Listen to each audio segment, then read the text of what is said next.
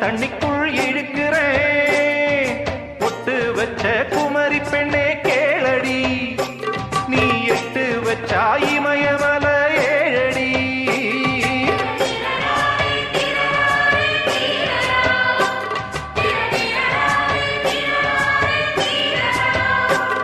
ஏய் அழற பொண்ணே கொஞ்சம் சிரிச்சு கூடு, அந்த சிரிப்புக்குள்ள துன்பம் எரிச்சு போடு.